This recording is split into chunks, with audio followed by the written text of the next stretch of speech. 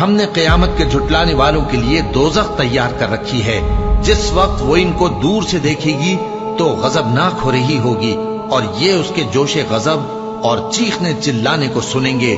اور جب یہ دوزخ کی کسی تنگ جگہ میں زنجیروں میں جکڑ کر ڈالے جائیں گے تو وہاں موت کو پکاریں گے۔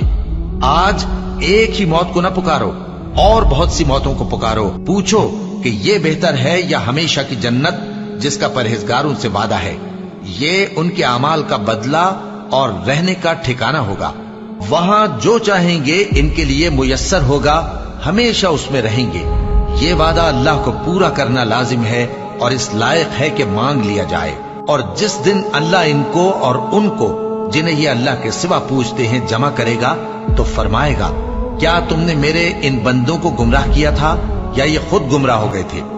وہ کہیں گے، تو پاک ہے، ہمیں یہ بات شایع نہ تھی کہ تیرے سوا اوروں کو دوست بناتے، لیکن تو نے ہی ان کو اور ان کے باپ دادا کو برتنے کو نعمتیں دی، یہاں تک کہ وہ تیری یاد کو بھول گئے، اور یہ ہلاک ہونے والے لوگ تھے۔